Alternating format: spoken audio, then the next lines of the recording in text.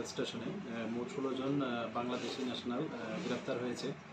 তো আমাদের কাছে দুপুরবেলা একটা খবর ছিল যে এরকম একটা হিউজ কোয়ান্টিটির বাংলাদেশি এখানে আসতে পারে। তারপর আমরা জিআরপি, আরপিএফ, আমাদের বিএসএফ এবং আমাদের যে আরও সিস্টার এজেন্সিগুলো আছে, আমরা সবাই ওইটা খবরটাকে শর্ট আউট করার সব অ্যাম্বুশে বসে যাই। সব এন্ট্রি পয়েন্টগুলো আমাদের যে আগরতলা রেল স্টেশন, তখনই আমরা তাদেরকে গ্রেপ্তার করা হয়।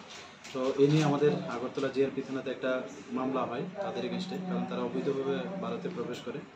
তো আজকে আমরা তাদেরকে মহামান্য আদালতে প্রেরণ করছি। যে কেন এই দলে দলে বাংলাদেশ থেকে ভারতের দিকে বাংলাদেশিরা আসছে, এটা কি মানে ওই বাংলাদেশের ঘটনার পরে কি আর বেশি বেড়ে গেছে?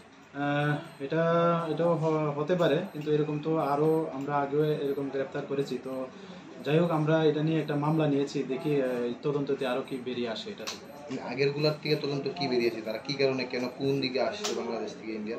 তারা তো ভারতের ত্রিপুরার বিভিন্ন প্রান্ত থেকে, একদম সাবরুম থেকে মানে আমাদের সিধাই পর্যন্ত যে বর্ডার আছে ওইগুলো তারা ইউজ করছে, বেসিক্যালি যারা আগরতলা রেল স্টেশনে আসছে। কেন আসছে, কেন কি কি কারণে? তারা তো বলছে যে কাজের সন্ধানে, তো কিছু কিছু সাসপেক্টেডও আছে। তো আমরা ওইগুলিও ক্ষতিও দেখছি, এখন পর্যন্ত দেখছি, দেখি আরও কি আছে। আনুমানিক আগরতলা রেল স্টেশনে এখন পর্যন্ত কত বাংলাদেশি আটক করেছে? এটা তো এখন অ্যাকুরেট ঠিক বলা যাচ্ছে না, তবে আনুমানিক প্রায় 250-এর মতো হবে। কালকে কতজনকে গ্রেপ্তার করা হয়েছে? কালকে মোট 16 জনকে। তাদের মধ্যে কি মানব পাচারকারী আছে কেউ? হ্যাঁ, তাদের মধ্যে আমরা যে দেখলাম এখানে 3 জন আছে যারা আগেও এখানে ছিল। তো তারাই মানে তাদেরকে মানে মানে ত্রিপুরা থেকে এবং ত্রিপুরা থেকে অন্য যে জায়গাগুলো নিয়ে যাওয়ার জন্য তারাই পরিকল্পনা করছে, এরকম আমরা এখন পর্যন্ত বাচ্চা আছি। তো তারপরেও চলছে, ওদের ইন্টারভেশন চলছে, দেখা যাচ্ছে। আজকে কি তাদেরকে আদালতে তোলা হবে? হ্যাঁ, আদালতে।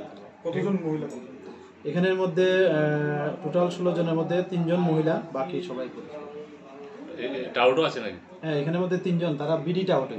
অ্যাকচুয়ালি তাদের বাড়ি বাংলাদেশে, কিন্তু এখানে পরিচয় দিয়েছে যে তারা ইন্ডিয়ান, এরকম আর কি। কিন্তু আমরা দেখি যে তারা বাংলাদেশি।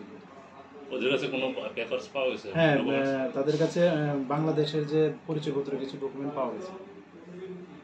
ঠিক আছে।